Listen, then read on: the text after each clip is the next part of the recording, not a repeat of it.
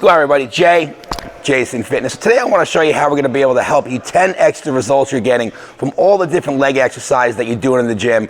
Some of the exercises you might be doing at home too, because I know some of you guys are still working out at home. You haven't made it back to the gym. And regardless of where you're working out right now, you can take these exercises, apply them anywhere you're at, because it's more about the principles and the foundational tips we're going to be giving you, more so about where you're actually getting done. You might have seen one of the videos we did before in the past about lateral band walking. Lateral band walking is one of the best exercises that we typically put into all the different programming we do, because it helps to correct so many of the different deficiencies that people have when they're doing their lower body exercises, a lot of their upper body exercises too. And long story short, because I can definitely nerd out on all this stuff, it's going to help you loosen up the tight muscles and tighten up the loose muscles so you can bring your body back into alignment again, so that you're not only feeling the exercise in the spots you're supposed to feel them, you're burning more calories because you're training bigger muscles now, you're reactivating them, and then also it's going to help you eliminate a lot of the day-to-day pain that you might be experiencing just from, doing things necessarily not the right way, beat it out of alignment, and just overstressing parts of your body that don't need it. All right, so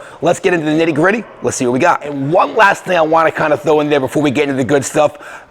A lot of the stuff I do and teach is very unconventional, and it goes completely against a lot of the different tips, techniques, and strategies that you might have heard from other coaches, other trainers, or different programs or DVD videos that you might have taken over the years.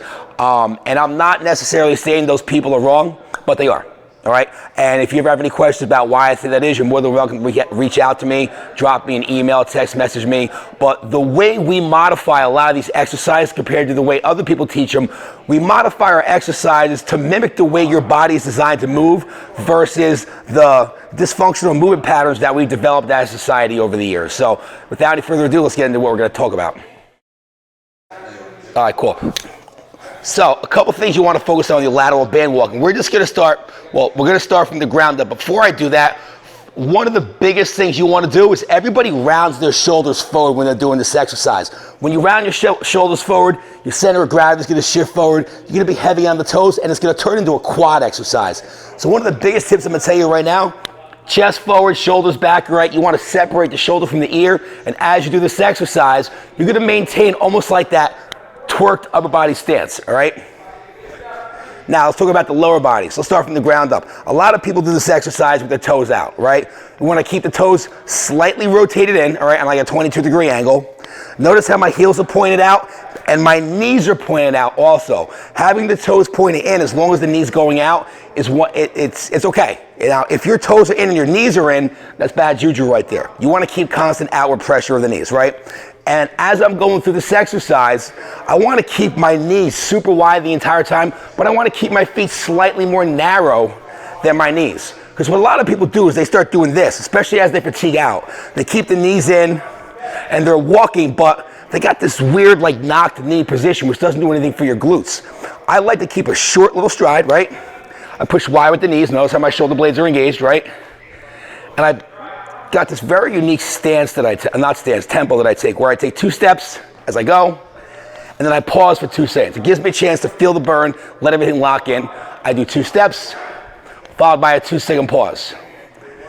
2 steps, followed by a 2-second pause. Now, you can see I'm kind of going a short distance modification because obviously I don't want to go off camera, but let's say I was at the gym or I was outside of my driveway. You can go for distance. You go about 20, 30 yards down, 20, 30 yards back. This will burn the back of your legs. You can go for time. You might have a clock in front of you, say, hey, I'm going to go for a minute. This stance is positioned in a way to mimic the way your body is designed to move. Now, there might be certain exercises like leg presses or split squat lunges where you might have to modify certain parts of the stance a little bit, but the fundamental concepts of this stance we're talking about right now, toes slightly pigeon-toed in, heels out, knees out, shoulder blades tight, riding the rails, staying on the outside rail of the foot, making sure the inside ankle bone is elevated the entire time. 24/7, 365, 366 on a leap year, all right? The fundamentals never change. And the more you learn how to take the fundamentals and apply them to the exercise you're doing right now, lunges, squats, deadlifts, running, jumping, even just doing your bent over rows, right? If I got the bar right here and I'm doing my bent over row, keeping my toes slightly turned in, heels out, knees out, inside ankle bone high, I'm going to keep all that tension in my glutes versus my lower back, because now I am back chained up. If you take those principles and you apply them to your exercises, you're just going to start feeling so much better. You're going to start noticing a lot of that pain you're suffering from and from just day-to-day activities is going to start going away. And you'll be able to get back to a lot of the exercises that maybe right now you feel as if you can't do, because every time you do, you get flare-ups and the pain's just like, it's not worth it. You're going to see a lot of that start slowly working its way out. So hopefully that was helpful for you guys. Take that, put it in your crack pipe and smoke it. Now, with this topic, the feedback I usually get from people is kind of like this is opening up a can of worms, because now that you learned a little bit of information, you're going to be like, wow, he's actually right. This stance does work pretty good. Now you're going to start having all these other questions about, well, what about this and what about that? Can I use this on this exercise? Can I use that in that exercise? Jay, is it wrong that I want to turn my toes in here? What about when I do abs? If you find yourself in that situation, my best advice is this. Just reach out to me and drop me a line. Send me an email. For those of you guys that have my cell phone number, shoot me a text message. You can DM me on Facebook and Instagram. Reach out to me some way, shape, or form with whatever questions, comments, concerns, points of interest, funny jokes, whatever you got. Get a hold of me. And either myself or somebody from my team will reach out to you and we'll be able to give you the answers to the questions you have and kind of help get you going along in the right direction. So that's all I got for this one. Like I said, hopefully that was helpful. Drink water, stay motivated.